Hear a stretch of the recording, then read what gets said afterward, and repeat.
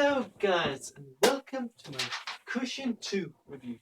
And I have really good news because I have just realized that I only missing to catch up on Jitsuba and Fate Ilya. Of course I also need to watch Gangsta episode 8, um, Overlord, Monster Musume and Ranpo Kitan. But then I have caught up on all my priority 1 animes to review. Then we only have priority 2 like Kuusen and School Life. There may be more. Of course, Bikini Warriors is of course the priority 1. But yeah, I'm actually really happy about that.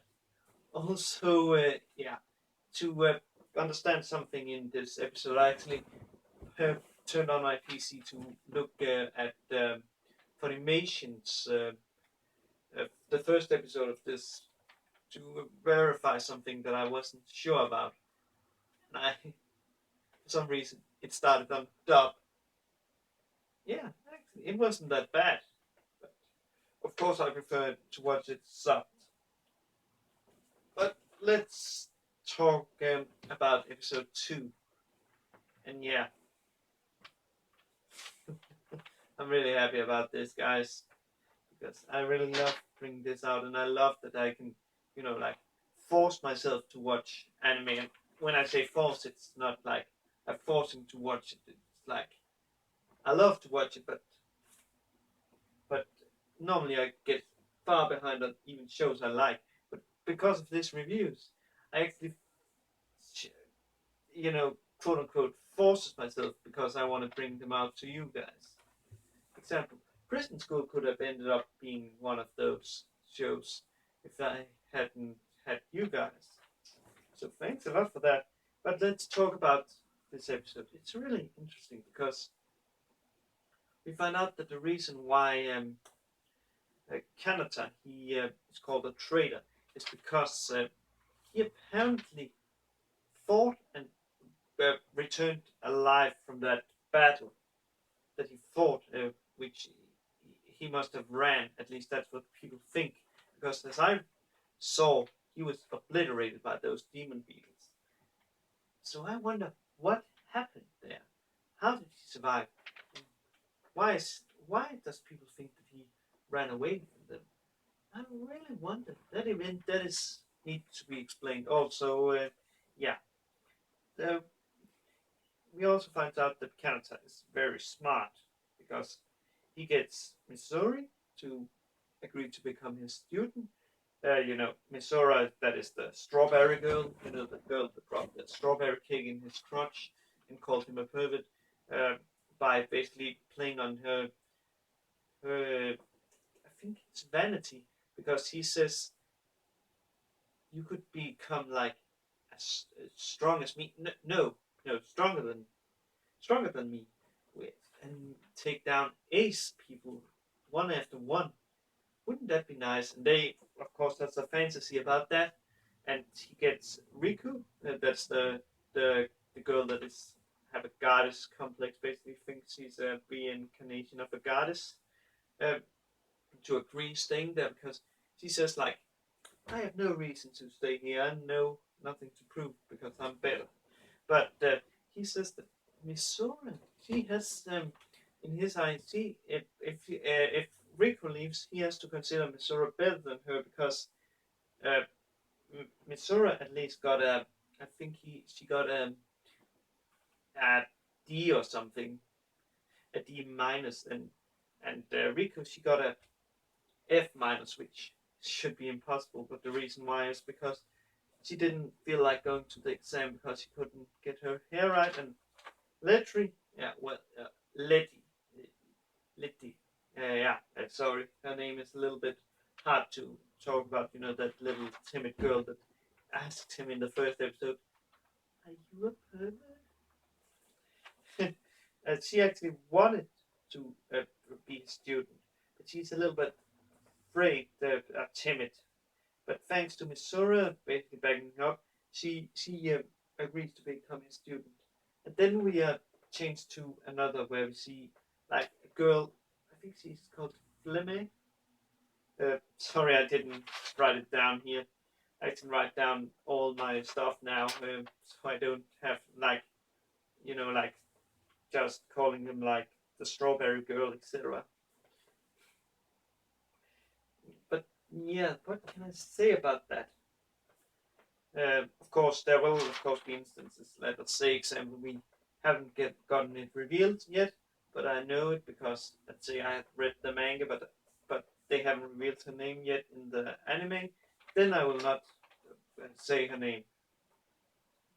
But yeah, let's say there we are to that Flemmy girl who apparently is like a super some a SS person, and she is of course the person that put Katana, Kanata, into the position of instructor. And yeah, also there's another girl called Yuri. Yeah, two girls together, Yuri. Nah, it's not like that because from what I learned from their conversation, she has asked about the Kanata, like Kanana, Kanata, Kanata. Yeah, let's just call him that. Like 6 times. So she most likely have some feelings for him. But again, this show is most likely a harem. I has actually not checked the tag. It's only because of the magic. It reminded me a bit of another show, so I thought I would watch it to see if it was anything worse. Or I could, of course, always put it like it's interesting enough, but I'm not feeling like reviewing it. Yeah. So yeah, it could be a harem, which means most likely all the girls would get feelings for him. And yeah, Flamme, she says he's most likely up in the sky, which is correct because he is taking Riku, Mesora, and Letty um, up to train. And the way he trains them is like they have to catch him or basically just touch him. They can even use their weapons to hit him. And of course, Misora, she's a little, like feeling that he doesn't take him serious because while they use fly magic, he uses like what I would call a hoverboard. And yeah, we learned that in this battle, none of the girls can touch him. But we learned that Misora, she's a hot hit, and she has a good flight speed and stamina. But she loses him too easy because he just does like if you follow this paper that way, or basically with the board, and then she has lost track of him. And then yeah, Letri, if she wasn't not sure on herself, she could actually have hit him because he didn't sense her until she actually spoke to him. And then there's Riku. Let's say it like this. She is good. She's a good sniper, but Kanata he blocks it with his knife, the weapon, because if he wouldn't, the bullet would have hit Letri. And Letri, oh, that uniform, that's so good. I must say, I really have to decide: do I want to use the uniform and Letri as the thumbnail, or want to use the other scene? And I think I'm gonna use the other scene. Yeah.